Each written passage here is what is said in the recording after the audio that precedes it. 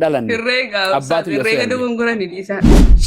Ontini kan jarri qaddasan iyyuu jechuudha inni jarri pheenxeen dura bu'aan jira inni akkamiitu sammuutti naffazu danda'e. Allahu khaliqu kulli shay jechu. Phaawulosoo maal jedha? Wartee wangeela gartee Qorintos keessatti Qorintos tokkoffaa lakkoofsa 8 boqonnaa jaharratti nuuf garuu yaa saba yaa biyyaa dhagayaa jedhan nuuf garuu Waaqayyo tokkichaa jira. Waaqayyo tokkichaa fi tokko jechuun yoo tokko jettee lama jette. Tokkicha eegette lamicha hin jettu hin jedhamtu. Tokko jechuun lakkoofsi biraa biratti hidhamuu hin dandeenye jechuudha. Amma tokkoffaa jennaa miti lammaffaa sadaffaa hin hime tokkicha guu jenne mee lakkoofsitti aanu maali? Hin jiru hin danda'amu. Seera Oromoo keessa hin jiru. Waaqayyo tokkicha qul hu ahadii fi gartee waahidiin takka adda. Qul huwallahu waahidin jenne qul huwallahu ahad fakkaataan isa jiratti qindiin isa kan lammaffaa kan hin taane jechuudha. Gartee akkasuma Yesuus gara Waaqayyoo kootii fi keessanii jedhe.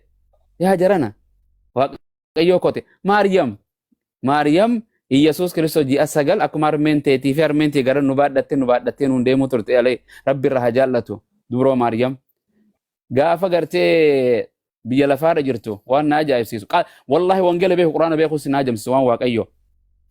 Sabni siidha yaa Waaqayyoo yaa gartee Waaqayyoo keenya garaa dubroo Maariyamaa keessa jirtu jedhanii kadhatammo. Yaa Waaqayyoo isa waaqarra jirtu jedhanii kadhatan jiran. Waaqayyoon garaa namaa keessaa maal godha? Sagaraa bira sagaraa bar garaan kun. Hin ajaa'ibar ilmi namaa garaa keessaan. Waaqayyoon waan gartee namni bocee fi mana namni harkaan jaare keessan jiraatu jira. Waaqayyo Yesuus itti fufee wantee Luqaas keessatti Maatiyos keessattis waan jedhu yeroo kadhattan jedhe.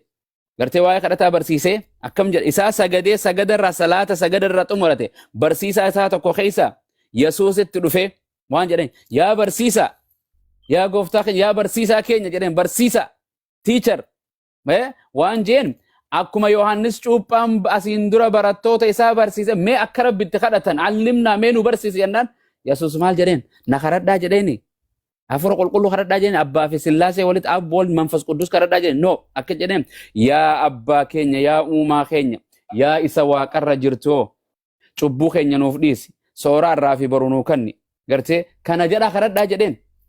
Jara nagoonti wangeelaan shaadaa isin qabsu osoo Maatiyos fi Marqoosii fi Luqaas fi Yohaannis dubbistanii wallahi islaama taatan hin fudhatan ka isaan waan fudhatan siimu Sheekh Phaawulos namti jedhamu kana ergaa 13 katabe wangeela keessa Ximooxiyoos tokkoffaa lammaffaa Filiiphiyoos ergaa Yohaannis tokkoffaa ergaa maarre dabdaabbee inni katabe kana fudhatan.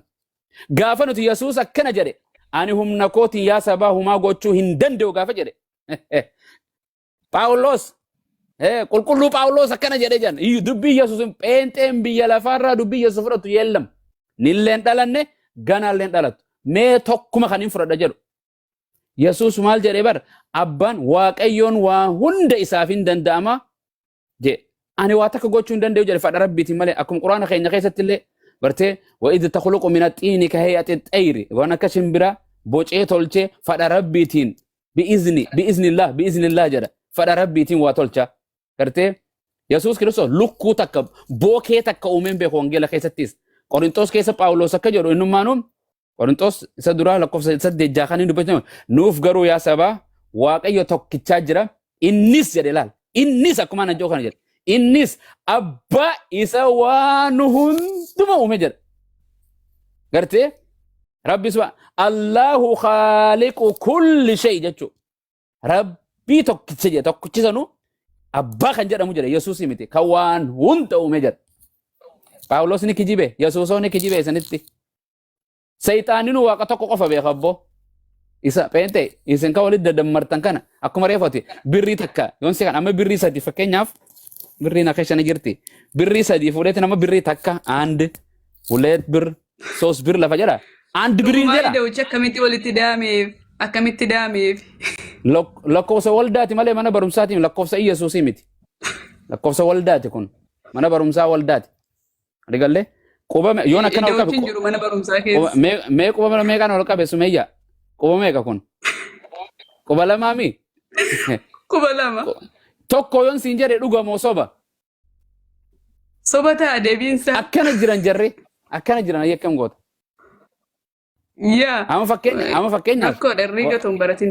amma anaa fe'eti nama meeqa asirra jira nama fe'eti sumee jira nama meeqa nama lama moo nama tokko mana kana keessa anaa fe'eti kan jiru amma fakkeenyaaf warri followers godhu jiru 1,400 mana kee kana keessa nama 1,400 jannamoo nama tokko jira janna jiran maal jechuu Nama 1,400 jenna malee. nama tokko jan akkana jedhan isaan nama tokko okay namu ummattu amma abbaaf ilmi tokko jedhan ayyee maaliin tokko abbaan hin dhalanne Herreega abbaatu herreega jira dogongoranii dhiisaa. Herreega tarkaa badaal tokko tokko. yoo akkas taate yoo abbaa fi yesuus tokko taate yoo abbaanii fi yesuus wal keessa jiraatanii waaqa taane maryamillee waaqayyitti ta'uu qabdi akkami jennaan yesuus kiristoos garaa maryam keessa ji'a 9 ture maryam ji'a 9 waaqa guutuu fitsum maryam fitsum waaqa ta'uu qabdi eegaa yesuus isii keessa ture miti walii galle so amma wangeeluma biraa keessatti amma wangeela seera ba'uu torba jechuun exodus jedhaniin seera ba'uu torba lakkoofsa takka irraan qasa yoo dubbiste kan ingiliffaa irratti Museen waaqa jedhama Museen rabbiin ani waaqaan si godhe jedhan Fir'aawun irratti maali Museen waaqeessine amma Oromoo irraa jijjiira Oromoo Amaariffatti akkasuma jedha amlaak si godheen jira amlaak jedha pheenxeen dhuftee jijjiirte amma wangeela kana nu harka gale wangeela namni nu harkaa baasuu danda'u hin jiru kan biraa barreeffadhaa jedheen tiimna galgala kana kan biraa barreeffadhaa jiran Amma innumti amma dhufee kee Yesuusii fi Isaan tokko miti nu jedhu gizee hunda. Isaan afaan nama qabu safa deebisaa fi akkas jedhan dhaloota akkas tokko jedhan hayyee Iyyasuusii fi Yesuus tokko ka Amaaraa Iyyasuus na'u Oromoo Yesuus tokkoomi kaa kunis aggus tokkoomi faranjiitii fi faranjiin jiisas jetti Oromoon Iyyasuus jetti biyya faranjii dhuftee Yesuus yoo jechaa oolte maali waan nyaatamu waan dhuga what's going on siin jetti faranjii maali rakkinni keessan Jesus waan dhiis gagus tokko miti rakkisaadha aqluma isaaniitiin kanaaf rabbi rahmata isiniif haa godhu innumti ammaa yoggaa dhufu. kan Booranaallee Yeesoo jetti Yeesoo nama Monyeezi Munguudhaati gadi dhufee jedhan Yeesoo jetti Booranaalleen kanaaf rabbi isaaniif haa laaffisu waaqa tokko qofa waaqa isaa jiran taa hin beeytan peente Yesuus Kiristoos halkan guutuu waaqayyoon kadhachaa bulaa Luqaas 6:12 irratti yeroo sanit akka jaan bar gaaf akkanaan jee gaaf tokko jaldeessi tokko amma kajaasi barsiisaa jedhaniin tokko maal godha gaara hiraati nabi Muhammad holqa hiraati maal godha naan jedha eenyu isaa jajichi geesse naan jedha bar ofiif dhaqe nabi Muhammad rabbiin deem gaara dhaqe namaan hin jedhu biyya Suudi Arabiyaa rabbii qoosiin jedhe ofiif deemtee dhufteemi bar ummata aqliin qabne ofiif deemtee biyya adda deema okay amma sabni kun isin harka galee achi barreeffatan moo ustaaz An harka galee arraan kabiraa jiranii bar haarawa barreessaa jiran gaafa haarawa barreessanis harkumaan fuuna hanqa biyyi lafa Yesuusitti dhufutti gaafa Yesuusi walitti qabeetiin kanna so gaara dhugaadha joobee badhaadha amma laal matsaafni qulqulluun harka galee jira achi yoo barreeffachuu ta'e malee walsobuu dhageera jechuudha. Walsobuun hin jiru ka alhamdulillah bagar mun jiraannee wangeela gare dur biyyatti wangeeluma kana hun argine Oromoon ama jechuun nama gartee nuti jechuun Islaama Kiristaana wal beekna malee waldaa isin arginu matsaafa isaanii Quraanan tuqan isaanis hin sodaatan wangeelaa isin beeknu ni hun arginu miti amma dubbisnee nu harka gale keenya keessan Arabiffaan jira nama hangalu jedhan afaan Oromoo yeroo irratti dubbisu hin danda'u Yesuusa gujaa hin danda'an an jetti dhufte asitti abaacaas qaraasifna wangeelaas qaraasifna waaqas barsiifna jedha kan achi booda wangeelumaan shaadaa qabatti jechuun ijoolleen gayyaate asii barsiisonni isaanii Yesuus fayyisaadha jedhama guyyuun dhageessanii Yesuus yaadnaal Yesuus fayyisa Yesuus guyyuma tokko afurree qulqulluu fi abbaan fayyisa kan jedhu takkaa dhageessee beektaa karaa irratti hin jaan waan hunda abbaarraa fudhanii ali galle atiin tun ofii keetiin hin jiraatu haadhaaf abbaa keetirraa dhufte abbaa kan kee galatan qabu harmeen ta'e abbaanis galatan qabu haatiinis galatan qabu sumatan afaarsaa wala jechuun namni jaalatu tokko maal jechuu haadha sumayyaa hin jirtu haati sumayyaa ta'u abbaan irraanfatame bar abbaan caldi jechu gubbaata ammas Yesuus ol bee jedhan bar ol bee mirga abbaa dhaabbachuudha akka itti beekan pheenxeen Yesuus deemeeti iddoo mana abbaa koo keessa waan baay'ee jira isin qopheesseetiin dhufaa jedhee jaan maal qopheessa ammoo wangeela gartee hojii ergamoota boqonnaa 5 lakkoofsa 50 wayirratti 55 irratti hanqa jaha mirga abbaa kana dhaabbachuu jira jaan akka waardiyaa amata 2,500 akkanuma dhaabbachuu jira rakkisa waan eeguun na dhibe akkasii xumura inshallah kanumaan jedha jabadha nagaa fi rahmanna bicha keenya irratti haa jiraatu. Fageenyaan irratti dubbadhaa isa jarri Yesuusii fi Isaan kun tokkoo miti isa jarri jedhan. Ya sanin dubbanna warra deemetti farrakina gaafa dhufuus dantaasaati dhufee dibbee harkan tumina ka deemes ni beena in deemte nama torbaan faa dhufee islaama keessaan ture jaa'u jira bar torbaan dhufee maal godhe torbaan quraanaa hojjaan argeen beeku kuni geema taphachuu ture kunis geema taphachuu ture geema taphachaa ture yoom quraana qare maal beeka wangeelaa quban qabu wangeelaa dhiisee taa'u jira wangeeluma isaatu so saniif deemee miti baga deemtee jala maal si godhe maal jala arraati nama deebite nama waaqeessa ayya nama waaqeessii nuti nama waaqeessu nu deemnu Ciisaan nu birattis nama wangeela irratti illee nama ilma namaati ilma Maariyami wangeela Yohaannis boqonnaa 3 lakkoofsa 13 irratti ilma namaa isa waaqarraa dhufe jira ilma namaa dhufe waaqaa miti gartee waaqni isaa achirra jira gartee karaa dhugumaan ati namaas waliin caalchiftu karaa waaqayyoo barsiisa jedhan Yesuus barsiisaadha karaa rabbii barsiisa guyyuma tokko wangeelatti Yesuus ani waaqa keessan hin jenne waaqayyo abbaan ana malee waaqayyo hin jiru jedha keessa deebii gartee 32 irrattis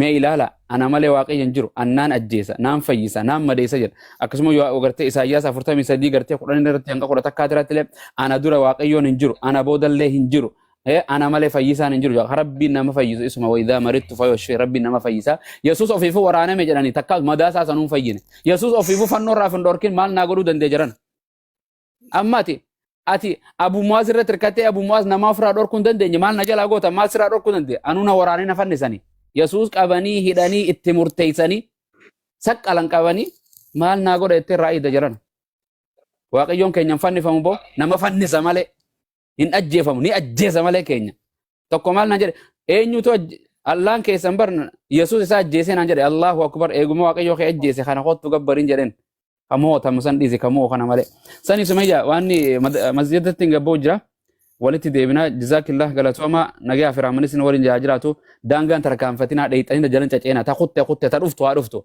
hin ceena jala kutee miti geemaa taphatu ani taayinaa tobsiisaa jira malee ustaaz ijoolleetu gadi buusi footoo radeeffadha footoo radeeffadha waan nama arrabsanis hin jirtu waan nama arrabsanis maqaa namatti hin godhina waa takka wallahi laziim ummanni akka fadhatti fi hin bula akkuma siyaasaa ta'u jira amantee kun fadhe godhachuu jira waliigallee hin deebiti namni ganda kana dhufe mallattoo taappellaa wayitti dhoyinee jira Yesuus nama tana gurra keessa qobsine hulii inni nagaa anuun jiraatu wal achi dhaquus nama wajji waliin galu hulii garte waldaalleen hin qeebaltu bar hulii nin cuuphamne jarri kun warra kafare achirratti illee hin cuuphamne Yesuus illee gara isaaniitti hin fudhanne so haa deemtu deema baayu hundi keessanuu Abu Muaz malee ofeetan yaa rabbiin isa tokkicha hin geeddaramu kanumaan isin jaa nageenya rabbii faa ta'u inshallah yeroo biraa walitti deemnaatti ka rabbii keessan jiraadhu wassalaamu alaykum warahmatullahi wabarakaatu wa alaykum assalaam warahmatullahi wabarakaatu nagaan nuftura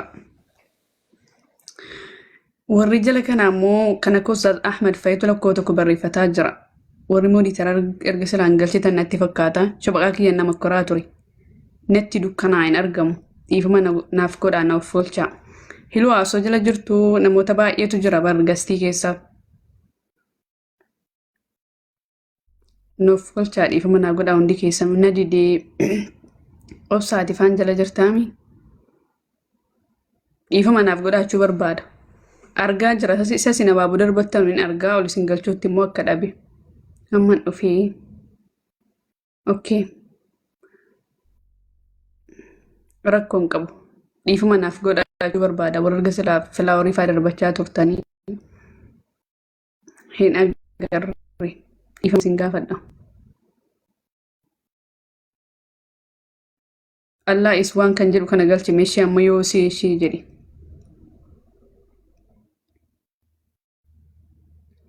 shabaqaan kee nama tokko illee natti mul'isaan jiru dhiifama jedheera laarra deddeebi'ee natti dukkanaa'e baar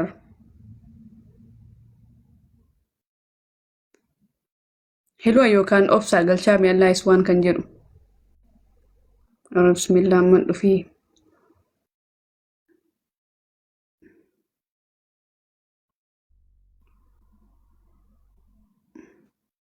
mooditoroonni ergaa fi warra kaffilaa warra darbatan kana harkisii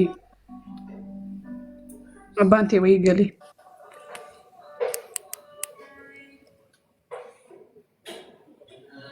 obsa laalii galchi mi'aati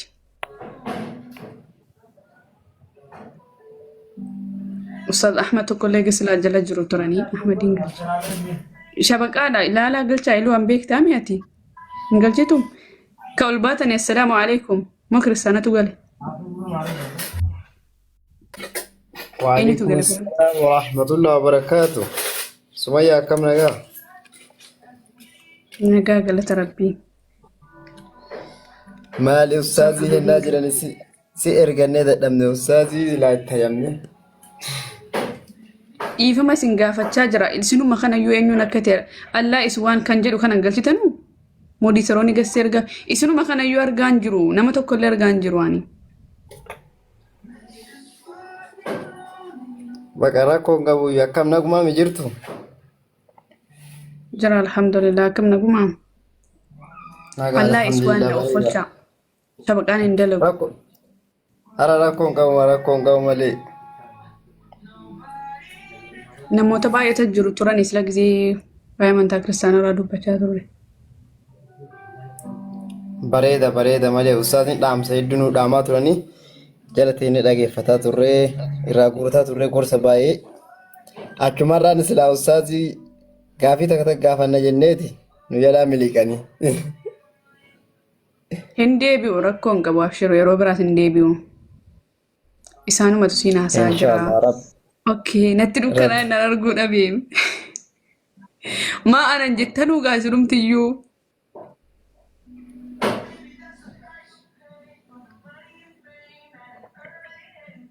هاي سمية فياتا إيشي قالتهم الفاد ويشي قويا برا ربي ولنو هادي بسو. ishi marhaabaa nagaannaaf tura galatoomaa هاي إيش. isaanumatu galee atuu barachuu barbaadde miti barachuun hin barbaada wallaatu walaal matsaaf qudduusin otoo akka kanatti sammuutti namaa qabame immoo de mee isinumti ka jarri laal wantini kan jarri qaddasanu iyyuu jechuudha inni jarri pheenxeen dura bu'aan jira inni akkamiitu sammuutti naffazu danda'e wallaahi intalli kun ammoo xabaqaa dhaabbachuu turte jedhan dhuguma Ahmad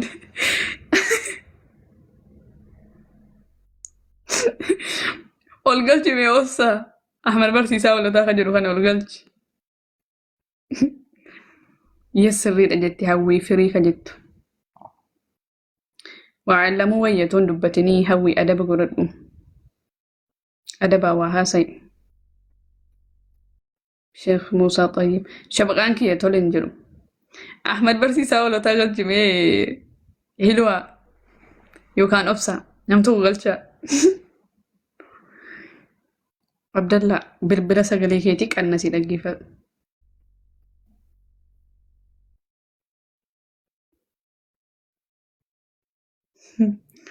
mul'ata hara koomentiin mul'ata bar nama gastii naaf hin ergu nama ol nama ol baasallee nu ol baase natti dukkana Amadii keessatti godhe deebisi mee Amadii ergasee jira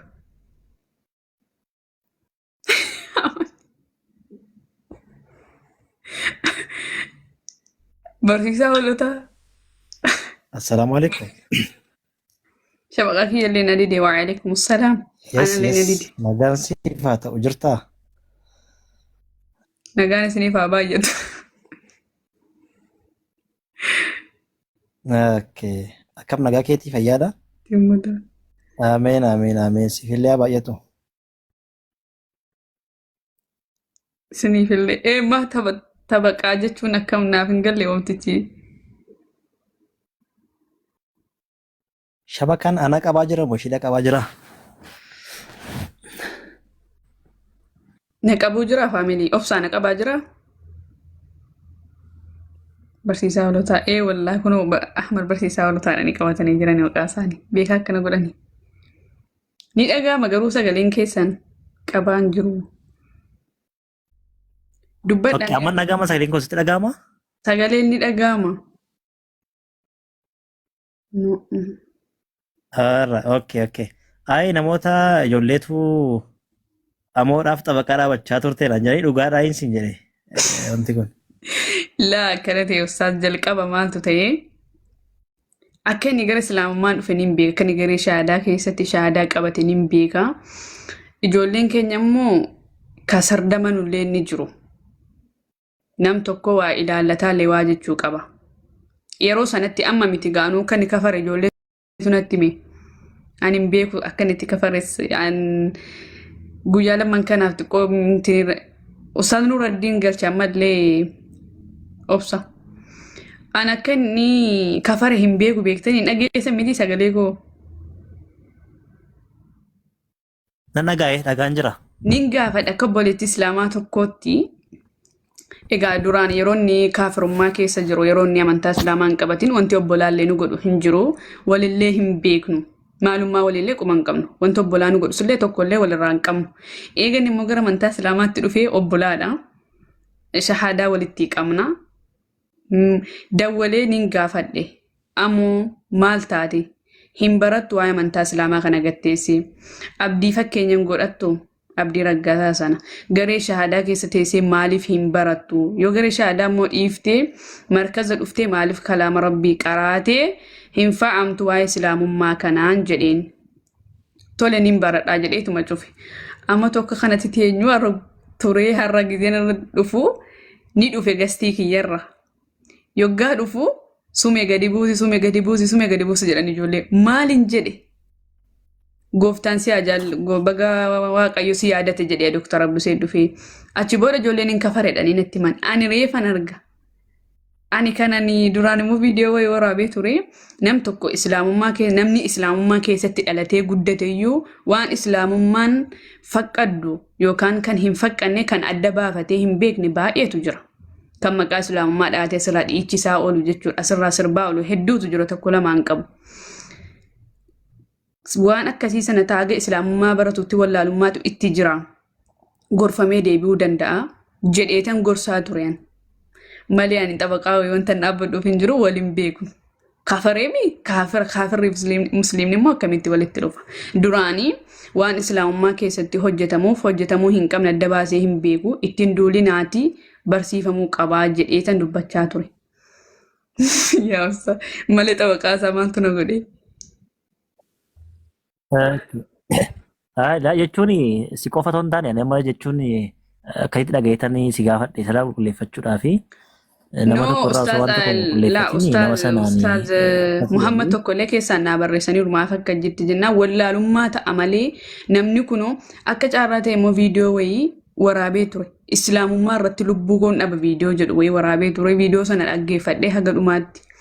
Namni kun eegaa maatii isaa hunda dhiisee islaamummaa filatee gara islaamummaa dhufee wanti irraa deebisu hin jiru itti duuluu hin qabnu jedheeti malee an dalagee kafare jedhanii achumaan hin gube.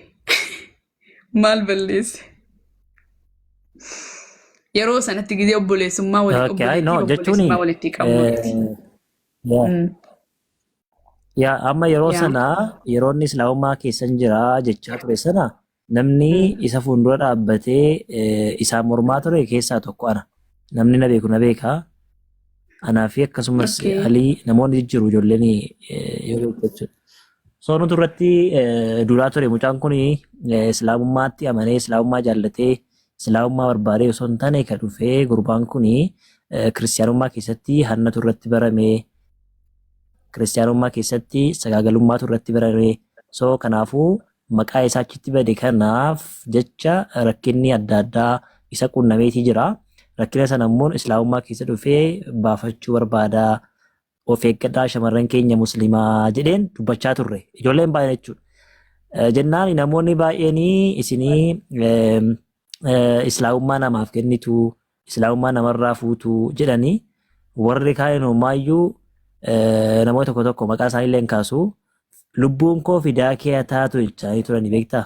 Anamma nan kolfa warri akkasiisu amma maal akka isaan jedhan hin beekan. Lubbuun koo fidaa kee haa taatu jedhanii maqaa isaa waamaatii turanii. So amma garuu maal akka isaan jedhan rabbi haa beeku. Jechuun yeroo sanatti namoonni dudduulaa turan.